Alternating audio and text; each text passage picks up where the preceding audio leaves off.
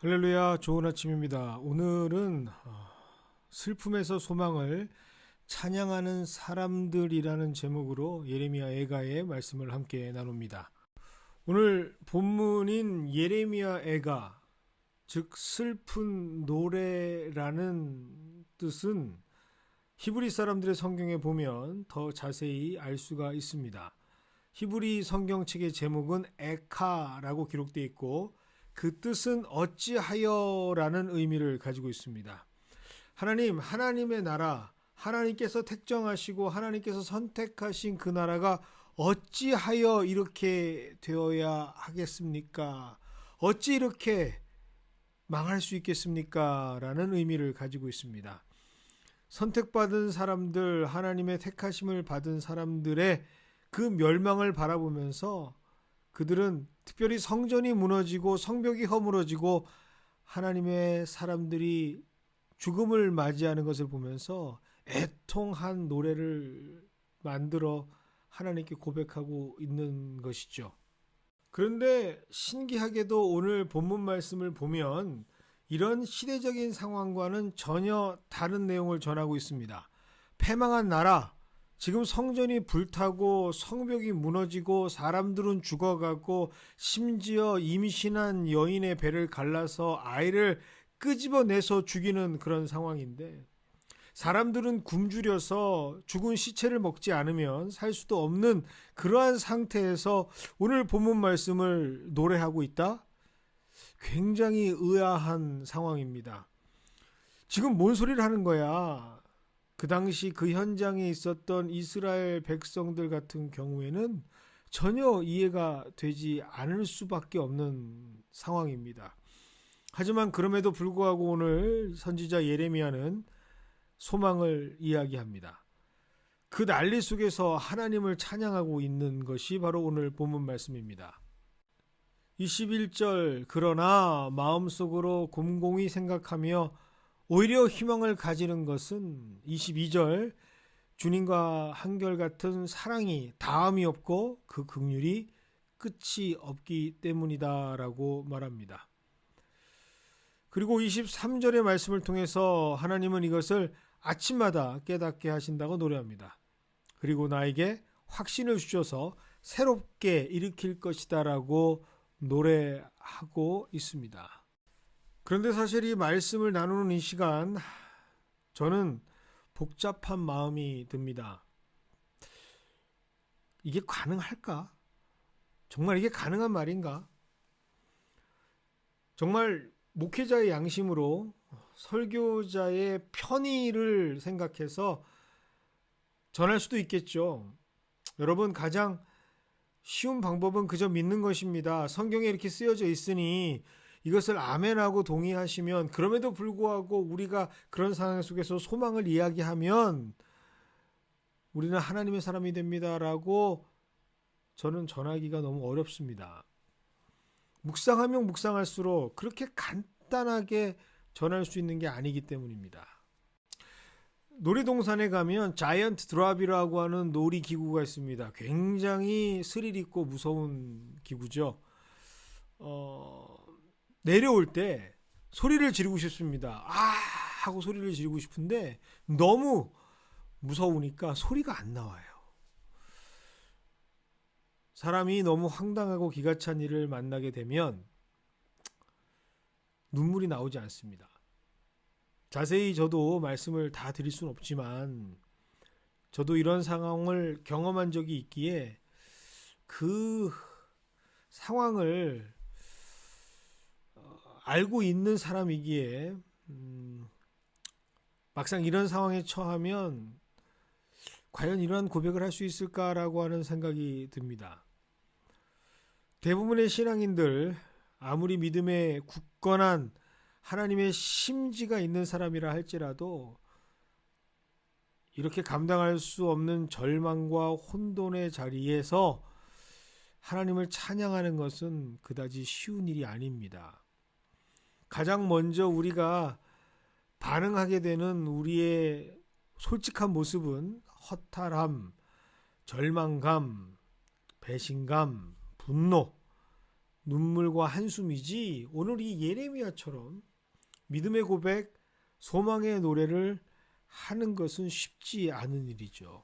성경에 분명하게 기록하고 있습니다. 나라가 망할 때 왕은 그 자리에서 두 눈이 뽑히고 손에 포승줄이 묶여서 질질 끌려갑니다. 평생 하나님께서 지켜주신다라고 설교하고 나누고 제사했던 제사장들은 그 목이 잘려나가고 모든 하나님의 그 안의 예물들은 더러운 이방인들 손에 짓밟히고 더럽혀지는 것을 봅니다. 아무리 우리가 지금 예레미야의 상황을 겪고 있지 않다고 하더라도 100% 공감하고 동감할 수는 없다 할지라도 말씀에 기록되어 있는 그 말씀의 활자들 너머에서 우리에게 전달되어지는 느낌만 봐도 그 상황에서 어떤 긍정의 에너지나 소망의 뉘앙스를 가진 단어를 입 밖에 꺼낸다라고 하는 것 자체가 정말 어려운 일 것 같습니다. 그래서 오늘 말씀의 예레미야의 고백은 그의 노래는 우리에게 더 큰 자극이 되는 것이죠. 오늘 말씀을 그렇게 단순하게 전할 수 있는 것이 아니기 때문입니다. 어떤 힘이 있기에 예레미야는 이렇게 노래할 수 있을까? 무엇이 이것을 가능하게 했을까? 과연 어떤 힘이 작용했기에 이러한 절대적인 혼란과 혼동과 절망 가운데서도 노래할 수 있는 것인지 더욱더 알고 싶어집니다. 그래서 그 마음으로 계속해서 오늘 말씀을 묵상해 보니 오늘 말씀 24절의 말씀이 눈에 들어옵니다. 나는 늘 말하였다. 나는 늘 말하였다. 여기에서 우리가 집중해야 되는 말씀은 바로 이 늘이라고 하는 단어입니다. 예레미야는 그럼에도 불구하고 하나님을 향한 변함없는 지속적인 신뢰를 가지고 있었다라는 말씀이죠. 그 어떤 것도 끊어낼 수 없는 하나님을 향한 신뢰가 있었기 때문에 그는 이런 상황 속에서도 노래하며 찬양할 수 있었던 것입니다. 예레미야가 역시 애가라는 본문의 이름처럼 슬퍼하고 좌절하고 눈물을 흘렸던 것은 사실입니다. 하지만 그는 일반적인 사람들과는 달리 그리고 우리 지금의 나와는 달리 그럼에도 불구하고 그에게는 하나님을 향한 끊임없는 항상 늘 가지고 있었던 신뢰가 있었기 때문이죠. 그리고 그 신뢰는 하나님을 향한 믿음을 곰곰이 생각하게 합니다. 그렇게 하나님을 향해서 곰곰이 생각하는 시간, 그 혼돈과 혼란 가운데서 그는 하나님을 집중할 수 있습니다. 그때 하나님께서 보여주셨던 것이 바로 아침마다 새롭게 깨닫게 하시는 자신을 향하신 변함없는 주님의 긍휼과 사랑이었던 것이죠.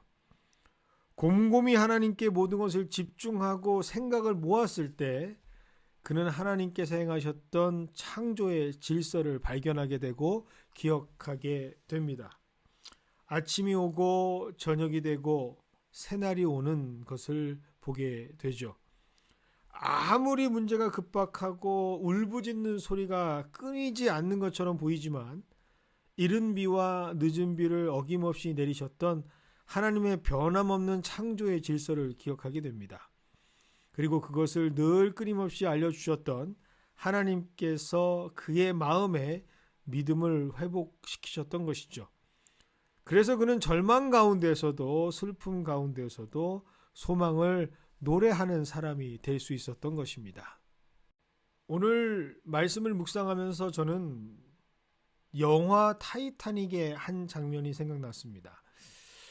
모두가 다 침몰하는 배에서 아비규환으로 죽음의 공포와 탄식에 빠져 있을 때 갑판에서 그들을 향해 연주하는 사람들이 등장을 합니다. 그리고 그들은 마지막 곡으로 내 주를 가까이 하려 함은이라는 찬양을 연주하죠. 실제로 있었던 일이고 윌리스 하들리라는 사람과 함께 8명의 연주자들은 탈출을 포기하고 그 배가 침몰하기 10분 전까지 약 3시간가량을 함께 연주를 합니다. 찬양을 했던 것이죠. 그리고 그들의 이와 같은 소망의 찬양 연주는 사람들에게 죽음과 공포를 이겨내고 다시 그 마음의 평안을 찾게 하고 질서를 되찾게 한 후에 그 결과 여자들과 어린아이들을 안전하게 구명보트에 태울 수 있었다라는 것이 역사에 기록된 사실입니다. 세상 사람들은 말합니다. 이성적인 사람들은, 믿음의 사람들은 종교라고 하는 마약에 취한 사람들이라고 말입니다. 또 세상에 살아가는 사람 중에 감성적인 사람들은 신앙의 사람들을 보면서 헛된 집착에 붙잡힌 사람들이라고 말합니다. 하지만 정작 그들에게 소망을 줄 수 있는 사람들은 끝까지 하나님을 신뢰하면서 잠잠히 하나님을 찬양하는 하나님의 사람들인 사실을 그들은 모르고 있다는 사실이죠. 세상은 이러한 사람들을 통해 써내려가는 하나님의 역사라는 사실, 그들은 그것을 모르고 있습니다. 그래서 오늘 이 예레미야의 애가는 슬픔의 노래로만 그치는 것이 아니라 하나님을 향한 소망과 사랑을 노래하는 찬양이기도 하죠.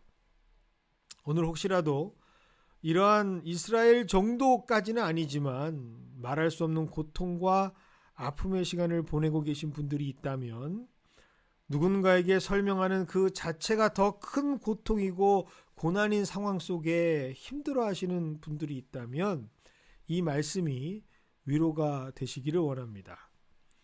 그리고 곰곰이 하나님을 생각하시는 하루가 되시기를 주님의 이름으로 축원드립니다.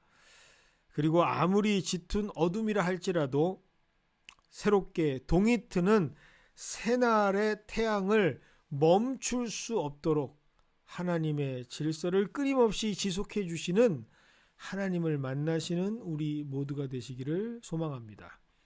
이때 우리는 하나님을 찬양할 수 있는 자들이 될 수 있기 때문입니다.